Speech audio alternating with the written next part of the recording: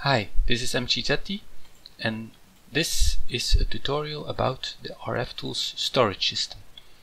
Because there is a lot of confusion about it and there are also many features that people don't know about, I thought it would be time to make a tutorial covering everything from the modular storage up to the storage scanner. So let's start with modular storage. The first thing there is the modular storage block itself,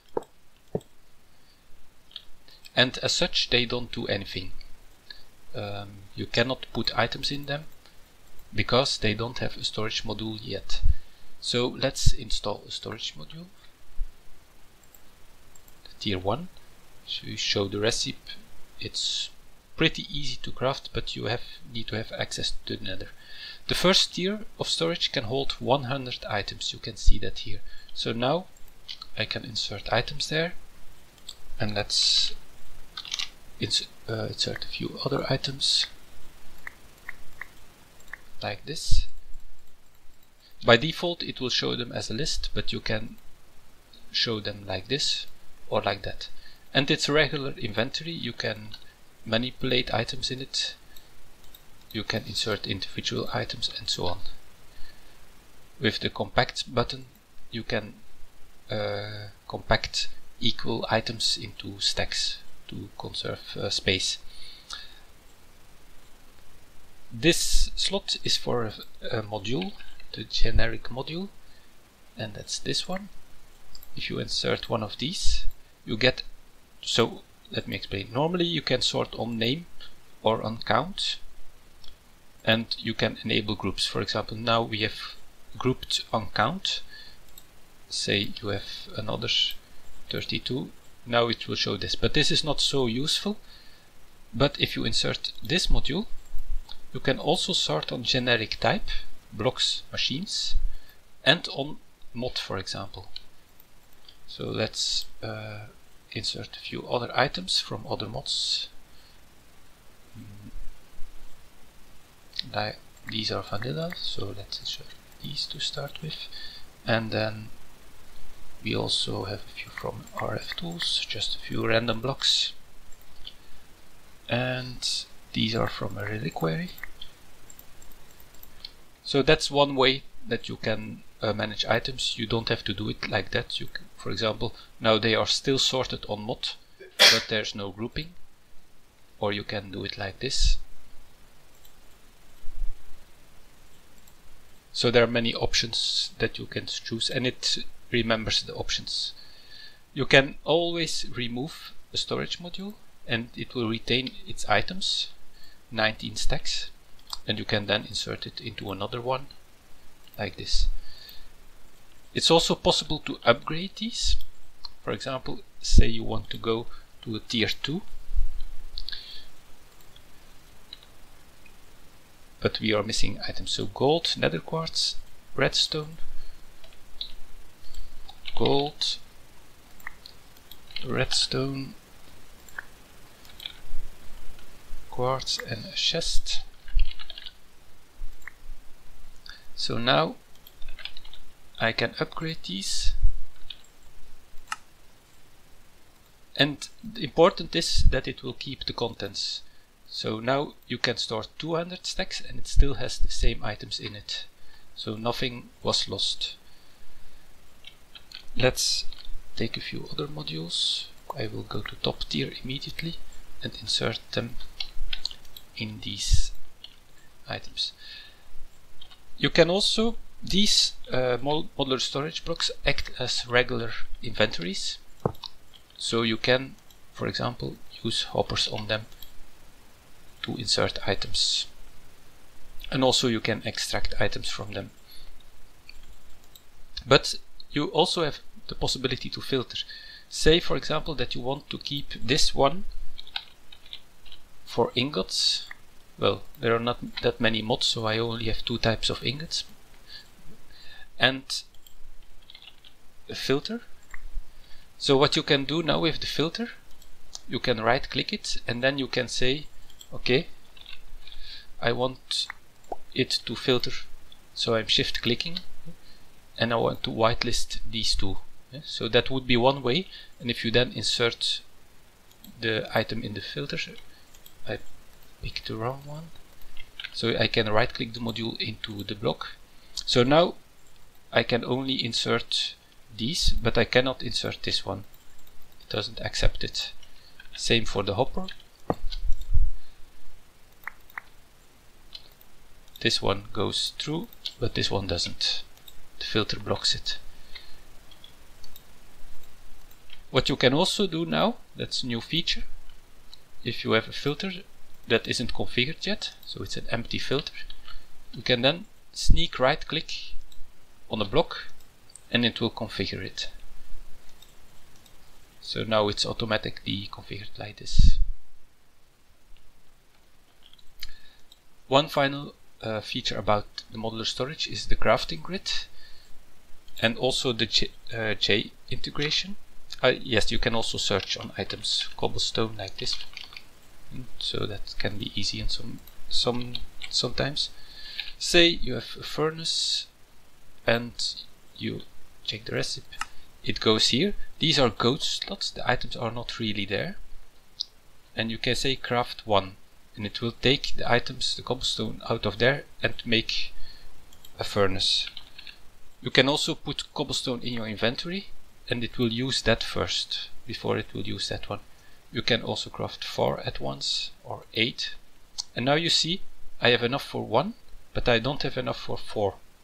It will just craft as much as it can, and now I can't craft anything. You can also remember this recipe like this, and if you double click it will be restored. So let's put in another one here and store that one here. So you can now switch between these, and these are local for every block, so it depends on which one you have selected. Another feature of the storage system in RFTools is the remote storage. So let's put down a power cell and make the remote storage block this. The remote storage block needs power and it has 4 slots for storage. So for example, let's take this one and this one. You can insert these here, and then let's take 2 cards, link these and this. So this one is now linked to this one, same ID, and this one is linked to that one. So what you can now do is we insert this one here, and it's now showing the contents of what is actually inside this module. So for example, if I now insert something in here, 1 extra item, 1 extra item. Let's insert this one here. So this is now also linked to the same block. Because they are linked to the same block, you can cycle between all the storage modules that are in that block, in this case 2 of them. Same goes for this one. You can cycle between the different blocks. If they are cycled to the same one, for example now this is 2 at ID 3 and this one 2, if you then insert something here, 23 stacks, it will automatically also be synced with that one. So this, imagine this is at your quarry and this is at your base, so you can insert items here and immediately access them from within your base. So that's an easy way to get at least 1,000, at most 1,200 stacks of items remotely available, because you can put 4 modules in this one. Another thing that you can do with these storage modules is put them in a tablet. So let's make a tablet. A tablet needs power, so you need to charge it, 20,000 RF, and then you can combine it with a storage module. So let's make another storage module like this, go to the top tier, and we combine it in the crafting table, And now you have remote access to items. So let's put in some things like these. And also you can use these to craft for, say, iron ingot, like that. And let's make a recipe like this, and we store it. So now you can, everywhere you go, craft iron blocks. You need an iron block here, very easy, craft one, and you have an iron block. So that's the tablet. But you can also combine the tablet. Let's remove the module again.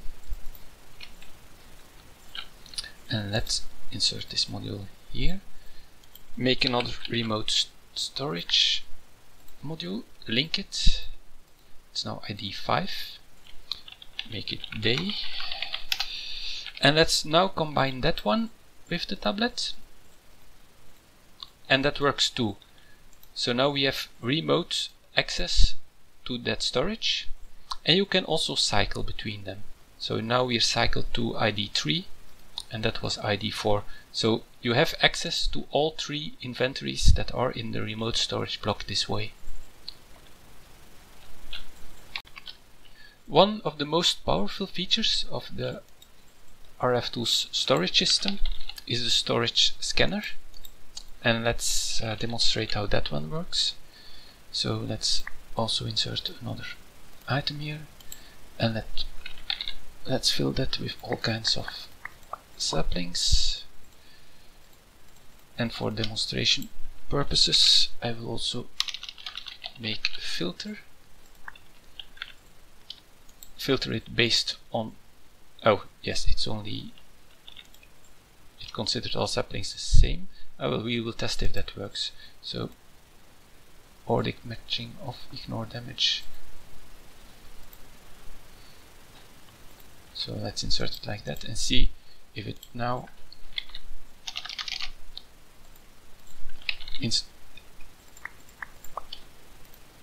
yes, it accepts those, but it doesn't accept this one. So it now accepts all kind of saplings. So let's make a storage scanner. This one, it needs power, so we place it here. And what you first have to do is to scan a certain area around you for all storages. And it found various storage modules, and you can rearrange them. I will move all the modular storage blocks to the top. I will explain shortly why I do that, and the rest is not as important. So now you can access all these inventories remotely, and you see it will combine stacks, so to show a bigger size. You can extract items out of them. You see it in the tooltip. Click for a full stack, it goes to here, and then you can reinsert it. But that doesn't work, and I will explain why it doesn't in a moment. But you can also extract single items like that. And so you have easy access to all your inventories from one single place. But what does this star mean?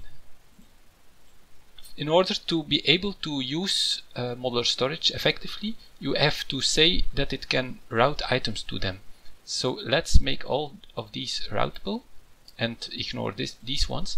So if I now insert this here, it will go to the first acceptable user interface, first acceptable interface that matches. It didn't put it, well, it put it also here because these are actually the same. That's the same item because it's, well, there are remote storages. Let's cycle this one for clarity. So, and then this is no longer the same. But actually, so I insert one here. It doesn't go to this one. It always goes to the first one that works.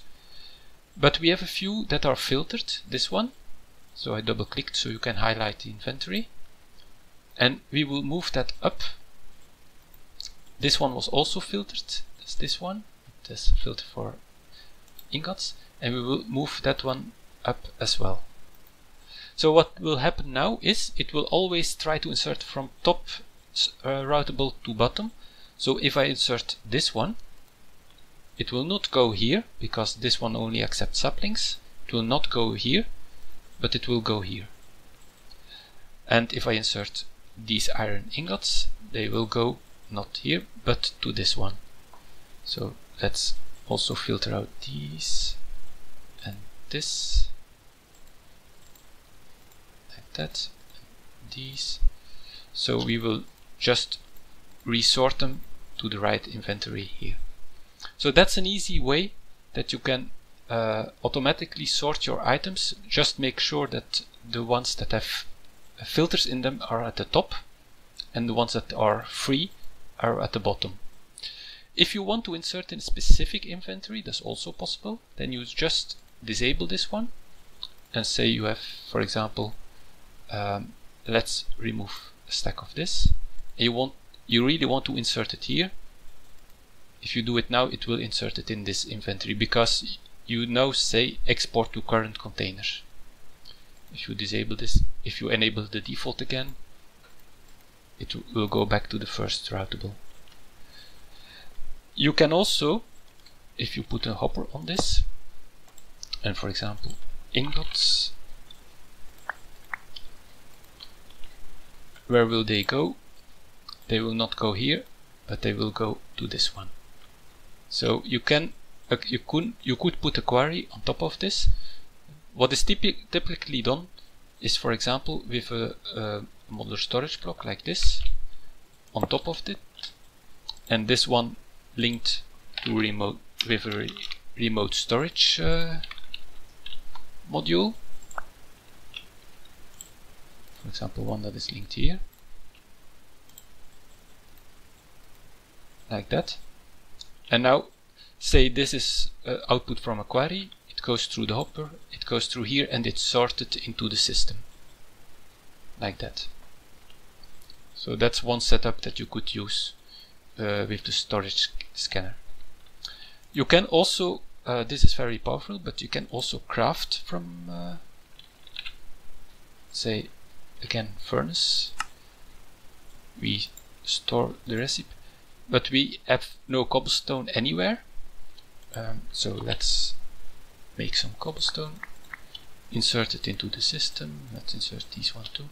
And now you can craft, and it will take items out of the routable inventories. It will not consider these ones, only out of the inventories that are start, like that. And you can then insert that one again. If you want to see all items in all start inventories at once, you can do that too, like this, and you get a summary of everything that is in all inventories. And now you can easily see how the items are extracted out of one of the chests. It will be this one. The storage scanner doesn't also works on normal chests. In fact, it works on any inventory. So let's put that one there. Put a chest in it. We need to scan again. When you scan again, it will keep whatever you have marked and made routable, and only add new inventories at the bottom. So that's the new modular storage for this one. And we need to scan a bit further to get the chest. So let's move that up and down again and make it routable. So now the chest is also used, but it's the last one that it will pick. So only when everything else doesn't match or is full, it will put stuff in the chest. Another important feature of the storage scanner is that you can combine it with a tablet. And for that you need the storage control module. This module is special. It's the only module that is both used for the screens, which I will go explain in a moment, but also can be used for other purposes. The first thing you have to do is link it with a storage scanner by sneak right clicking it. And then, for example, you can combine it with a tablet. Let's first remove this one and combine it here.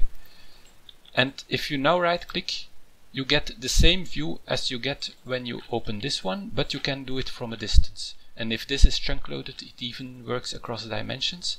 And now you, for example, I can craft furnaces and have access to all my inventories that are available through the scanner. You can also highlight them if you're close enough, but if you're very far, that will of course not work. So this is a very powerful feature and allows you to have access to your entire storage with with one single device. Of course, every usage consumes a bit of power, but that's only a minor usage. And if you are on a mining trip, you have collected lots of ores like these. You can simply insert them and they will be filtered and placed in the right blocks. And then, for example, say that all ores come in this one or in this one, it doesn't matter. You can have machines extracting while you are still away on your mining trip and reinsert the items in the correct storage that way. Also, you need torches. Simply make sure you have a recipe for torches ready here, and if you have the needed items in your inventory, let's just put some in like that, and some sticks. So now I'm far away, I'm out of torches, I need 8 of them, like that. Very easy. Another thing you can do with the storage scanner, this module,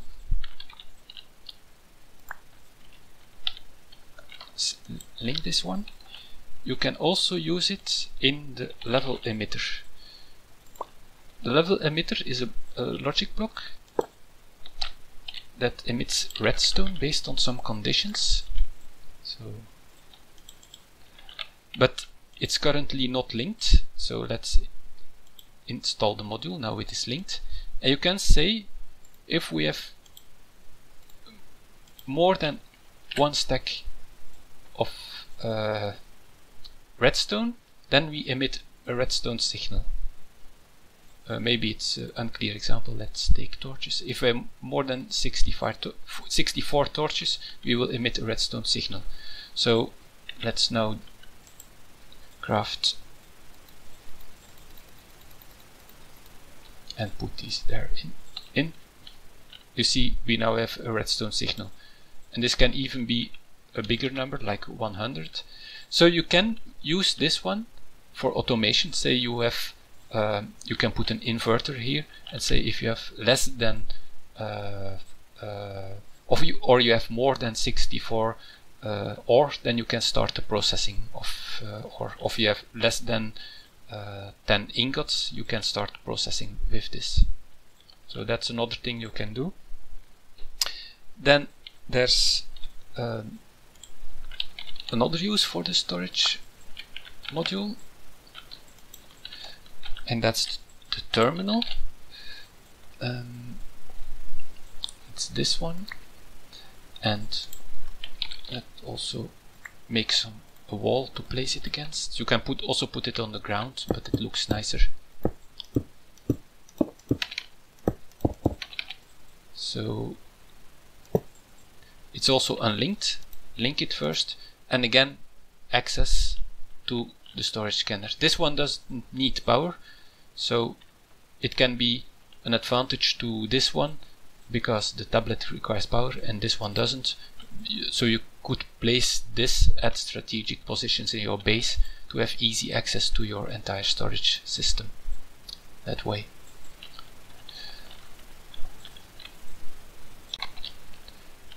The last thing I want to show is the integration with the screen system from RFTools. This is really powerful and handy, I think. Say you have a few of these and a screen controller. So you need a controller, and that will give power to the screens. Let's put that one here, and let then like that. Now we scan 4 connected screens, and then we also use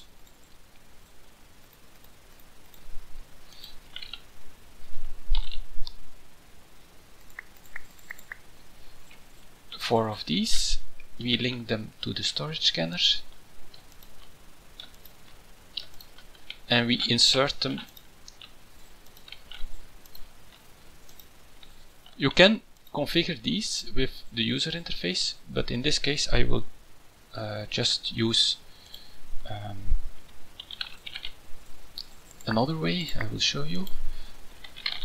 Let's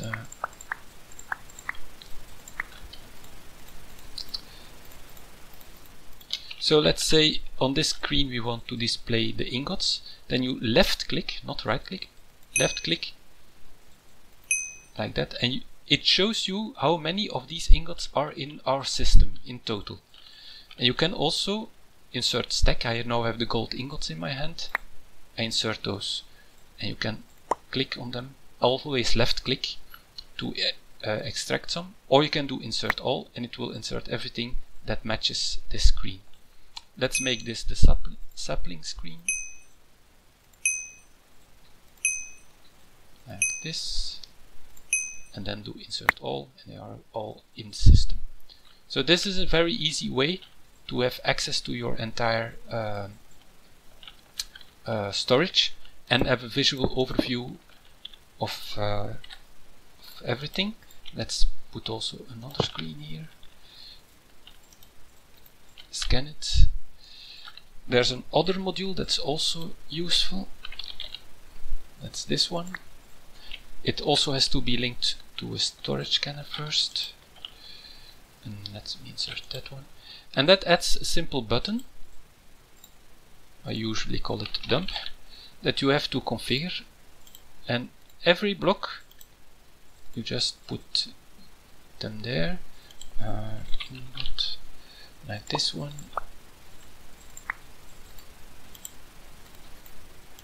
So you can configure a lot of items here.